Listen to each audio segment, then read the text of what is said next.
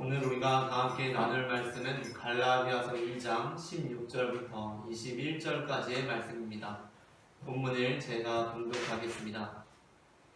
사람이 의롭게 되는 것은 율법의 행위로 말미암음이 아니요 오직 예수 그리스도를 믿음으로 말미암는 줄 알므로 우리도 그리스도 예수를 믿나니 이는 우리가 율법의 행위로서가 아니고 그리스도를 믿음으로써 의롭다함을 얻으려 함이라.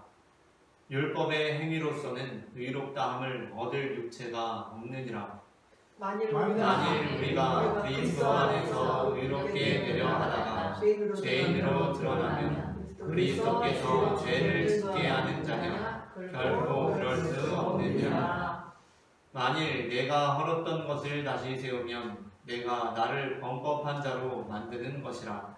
내가 율법으로 말미암아 율법에 대하여 죽었나니 이는 하나님에 대하여 살려 함이라. 내가 그리스도와 함께 십자가에 못 박혔나니 그런즉 이제는 내가 사는 것이 아니요 오직 내 안에 그리스도께서 사시는 것이라. 이제 내가 육체 가운데 사는 것은 나를 사랑하사 나를 위하여 자기 자신을 버리신 하나님의 아들을 믿는 믿음 안에서 사는 것이라.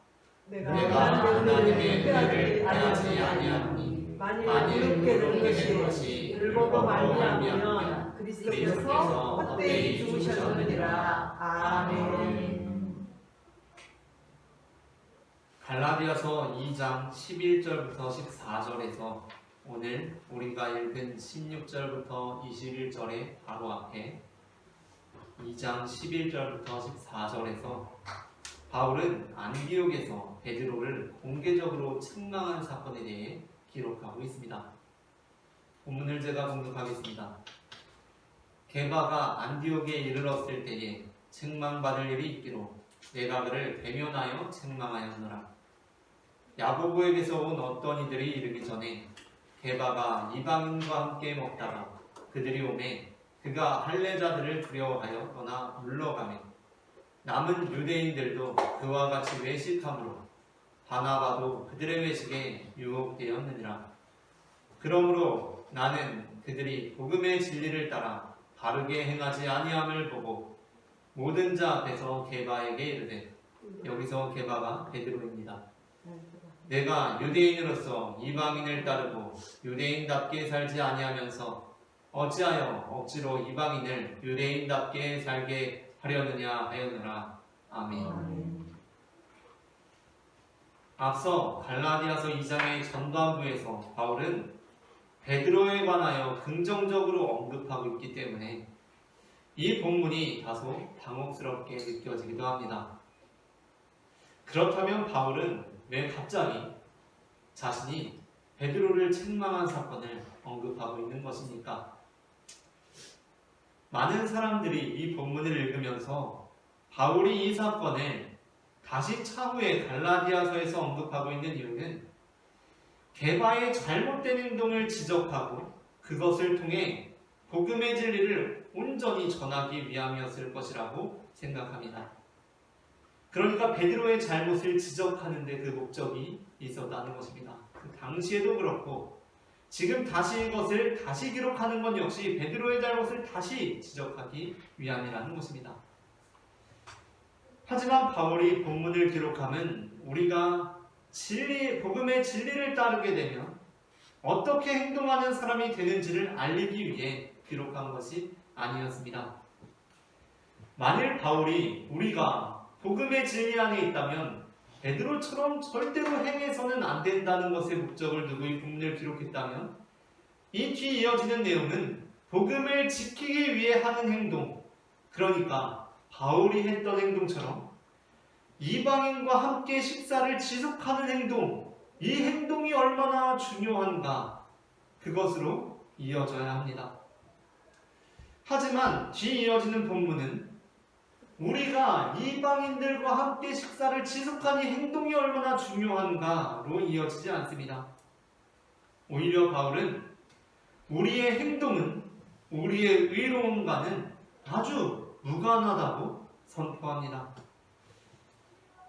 그러한 맥락에서 볼 때 바울이 이 본문을 기록한 것은 베드로의 잘못을 재차 지적하고 복음 안에서의 올바른 행동은 무엇인가를 제시하기 위함이 아니었음이 확실합니다.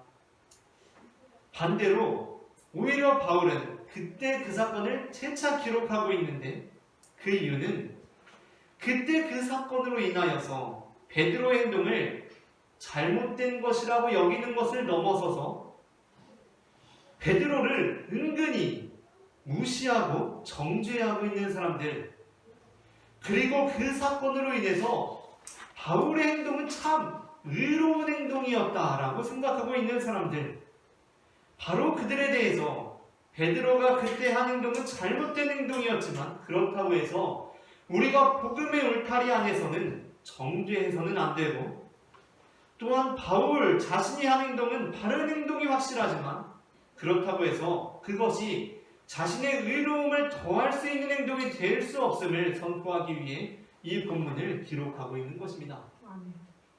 그러니까 우리 역시 어떻게 해야 됩니까? 우리 역시 이 본문을 통해서 그래, 베드로의 행동은 잘못된 행동이었고 바울의 행동이 의로운 행동이지 라고 생각하기가 참 쉬운데, 바울이 여기서 이 사건을 언급하면서 우리에게 경계하도록 하는 것은 우리가 어떤 행동을 했다고 해서, 그러니까 나는 의롭다고 착각해서는 안 된다는 것입니다. 바울은 베드로의 잘못된 행동을 책망했습니다. 베드로가 이방인들과 함께 식사하다가 식사를 중단한 그 행동을 책망했습니다. 그러나 그래서 나 식사를 지속한 내 행동은 의롭다고 생각하지 않았습니다.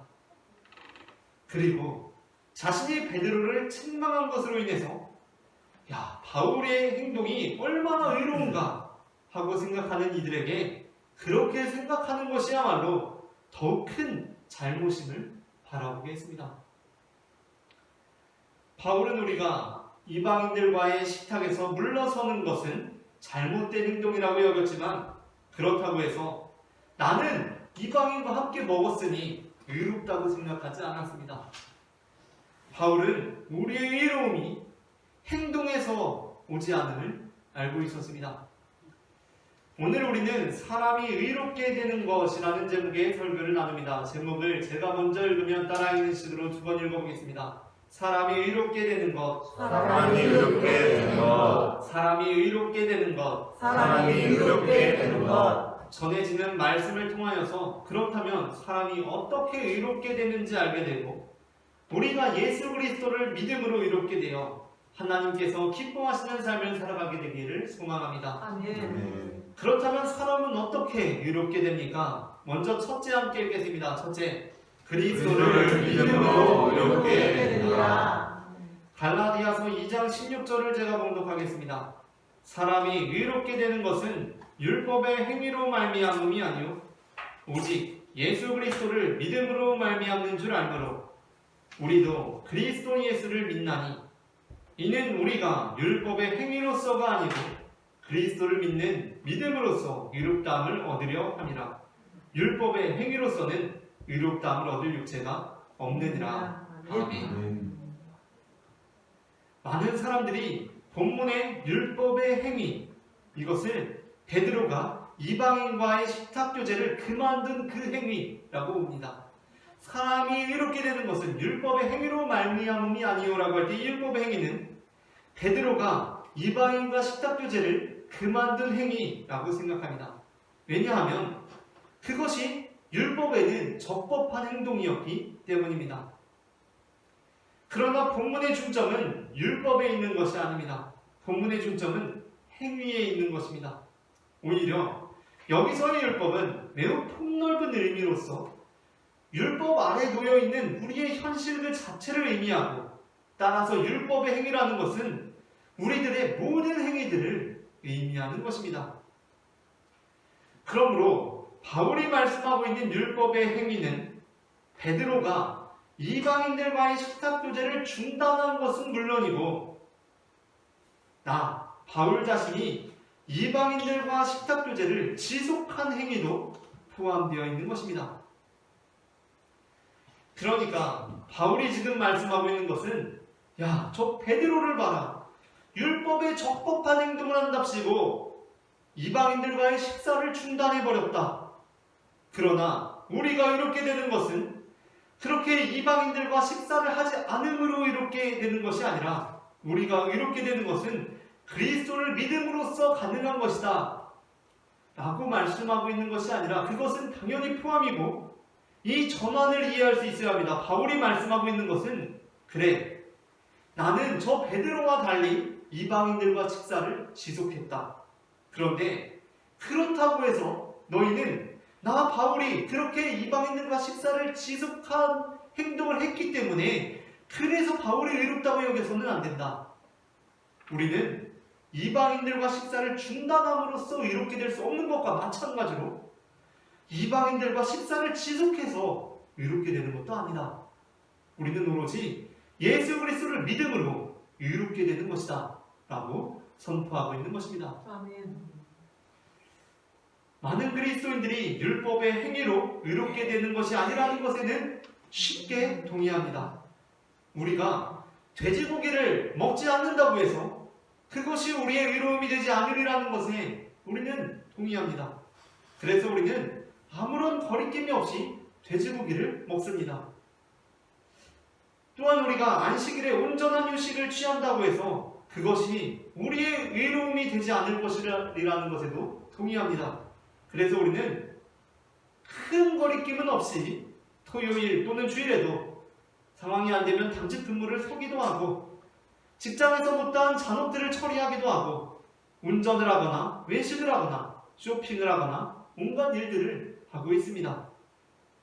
그러나 우리는 그와 반대로 우리가 복음의 진리를 따라 바르게 행하는 행위를 통해서는 마치 우리가 그 행동들을 통해서 우리의 의가 조금이나마 증가하지는 않았을까 하고 생각한다는 것입니다.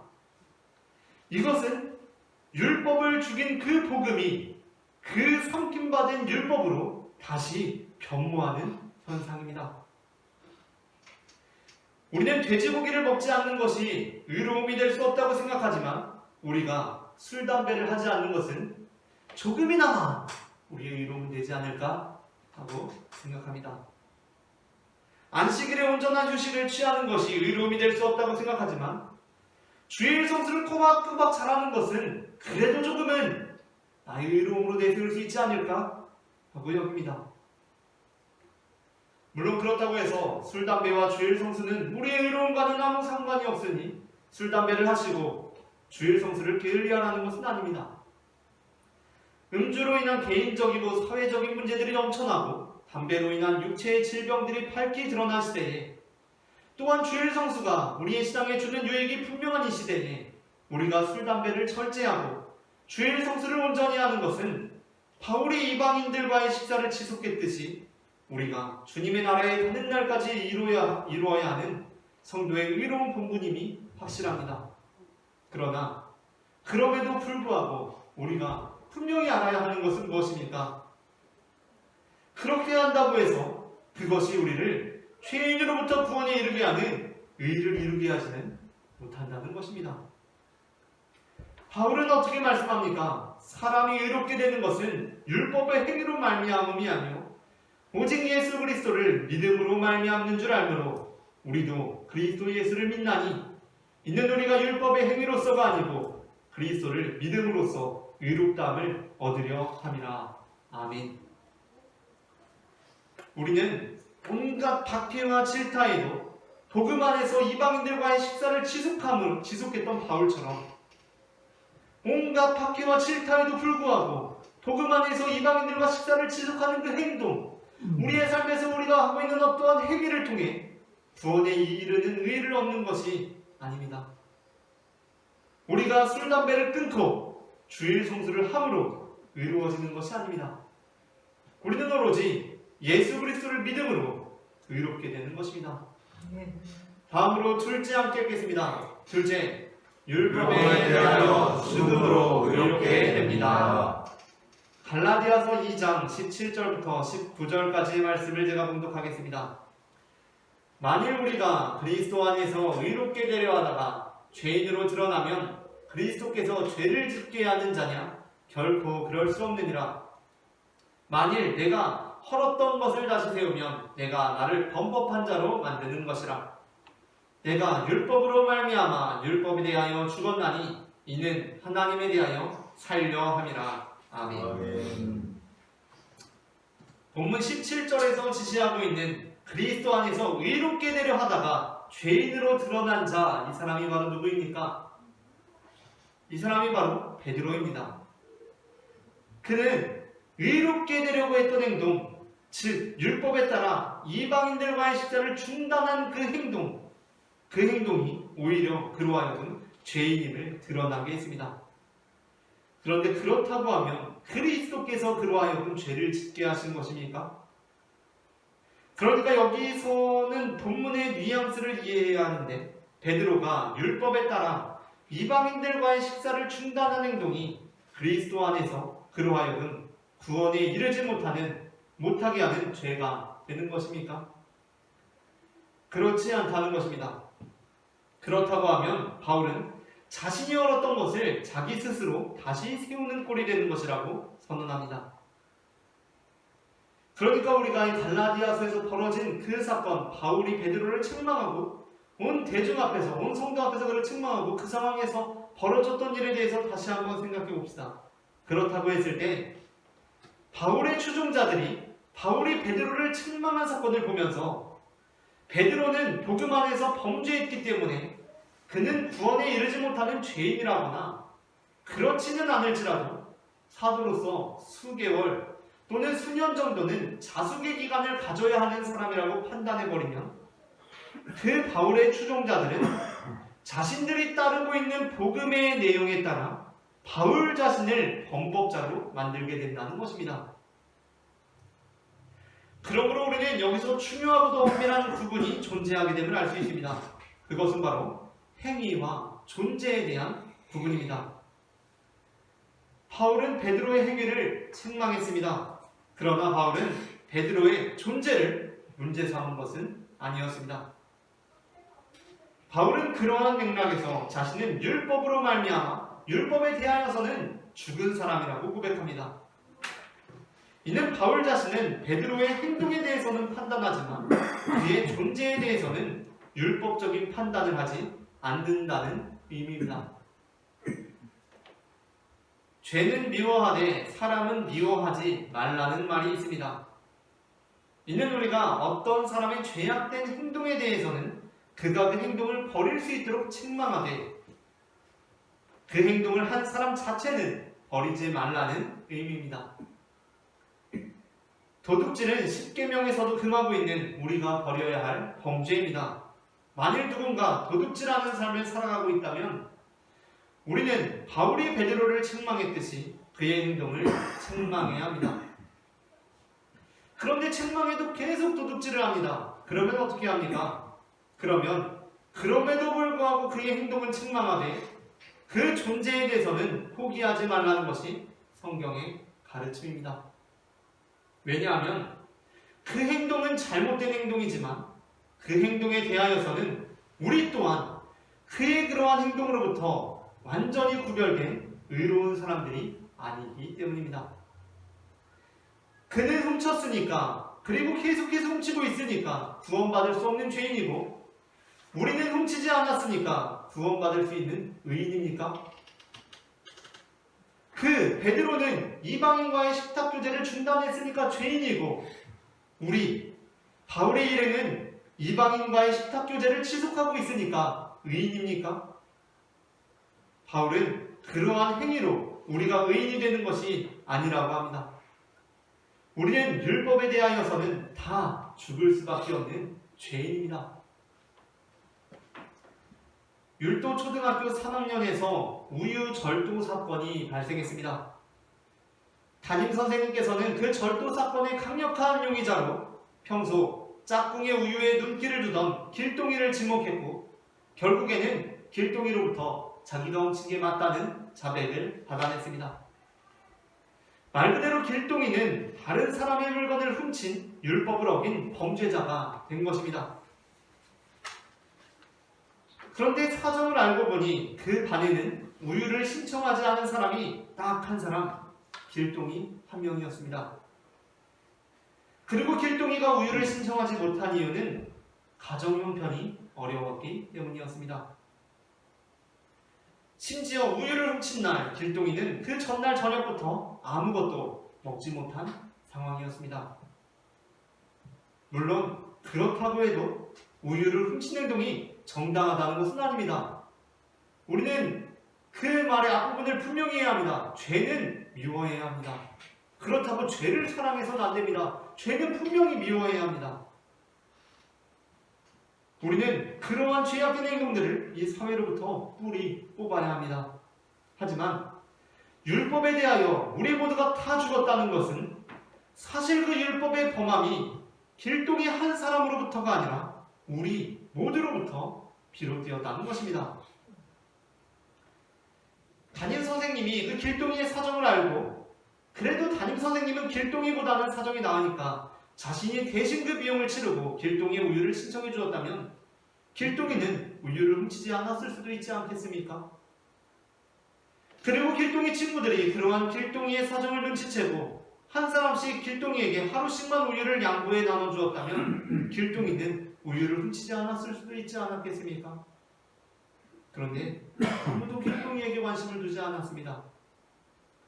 만일 베드로가 이방인 공동체 안에서 자신이 설령 유대인 공동체로부터 공격을 당하더라도 이방인 공동체가 자신의 확실한 울타리가 되어줄 것이라는 확신이 있었다면 어쩌면 베드로는 담대하게 이방인들과의 식사를 지속할 수 있지 않았겠습니까? 그러니까 바울은 우리가 베드로를 정죄하기 전에 우리 모두가 그의 범죄에 대한 책임이 있고 우리 모두가 율법에 대하여 죽은 자들임을 깨달아야 한다고 말씀하는 것입니다. 마지막으로 셋째 함께 읽겠습니다. 셋째, 그리스도께서 내 안에 사심으로 의롭게 됩니다. 갈라디아서 2장 20절부터 21절 말씀을 제가 봉독하겠습니다. 내가 그리스도와 함께 십자가에 못 박혔나니 그런즉 이제는 내가 사는 것이 아니요 오직 내 안에 그리스도께서 사시는 것이라. 이제 내가 육체 가운데 사는 것은 나를 사랑하사 나를 위하여 자기 자신을 버리신 하나님의 아들을 믿는 믿음 안에서 사는 것이라. 내가 하나님의 은혜를 패하지 아니하노니 만일 의롭게 되는 것이 율법으로 말미암으면 그리스도께서 헛되이 죽으셨느니라. 아멘. 여기에서 우리가 매우 중요하게 여겨야 할 것은 여전히 이 말씀은 지금 베드로를 향해서 바울이 하고 있는 말씀이 아니라 그러한 베드로를 정죄하고 있는 사람들을 향해서 바울이 하고 있는 말씀이라는 것입니다. 많은 사람들이 이 본문, 특히 20절을 요절로 외우곤 합니다.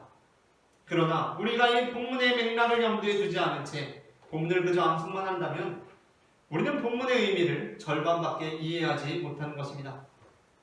우리는 이 본문이 사도 바울이 베드로를 향해가 아니라 베드로를 위해 하는 말씀임을 염두에 두고 읽어야 합니다.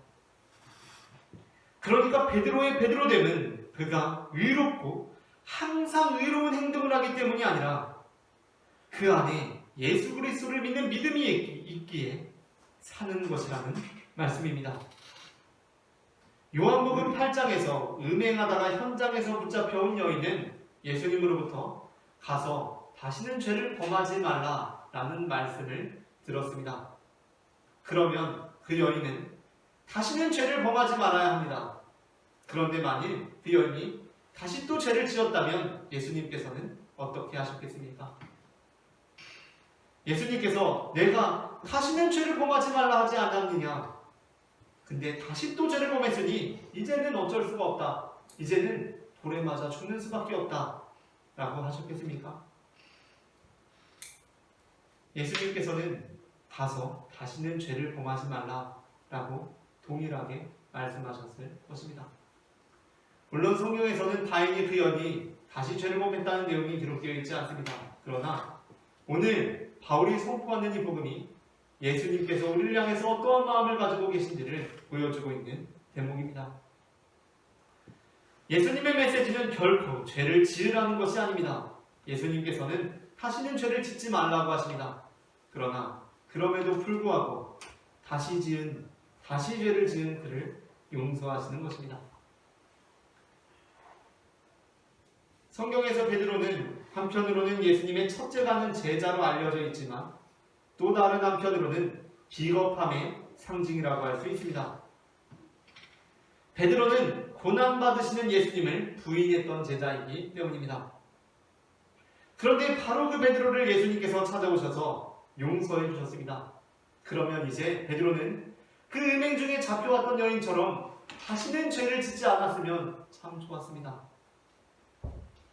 그런데 베드로가 그렇게 또 범죄하면 안 되는 것 아닙니까? 그런데 베드로는 또다시 비겁한 모습을 보이고 있습니다. 그것은 초대교회 당시 차별당하고 무시당하던 이방 그리스도인들을 부인했던 것이었습니다. 심지어 그 상황에서 서열로 치면 까마득한 후배라고 할 수 있는 바울로부터 어떻게 보면 하극성에 가까운 책망까지 받았습니다. 물론 바울의 책망은 거짓 교사들이 틈타는 위태로운 상황에서 복음의 뜻을 분명히 세우기 위해 일어난 일이었습니다. 그러나 어찌됐든 간에 그 일은 베드로에게 매우 치명적인 일이 되었을 것입니다. 그때 베드로는 예수님을 절대로 부인하지 않으려고 했으나 또다시 부인해버린 트라우마가 떠올랐을 것입니다. 그런데 그러한 베드로에게 바울은 다시 베드로를 세워주며 우리 모두에게 이렇게 말씀하는 것입니다. 그러므로 우리가 베드로의 행동으로 베드로를 죄인으로 몰아세울 수 있습니까? 그럴 수 없습니다. 하나님께서 은혜로 그리스도의 죽음으로 그를 의롭게 하시기 때문입니다. 그 10년 가운데 그리스도가 없는 사람은 누군가 잘못하고 실수할 때 그를 지나치리라고 여겨질 만큼 정죄합니다. 한두 번 용서해 주거나 기회를 주었는데도 동일한 죄를 반복하고 있는 사람을 보면 정말 저 사람은 은혜도 모르는 사람이라고 생각합니다. 사실 다른 사람이나 공동체가 용서해주고 기회를 주었는데도 불구하고 계속해서 범죄하는 것은 정말 큰 잘못입니다. 그런데 본문은 바로 그러한 존재가 베드로가 아니라 우리임을 발견하게 합니다.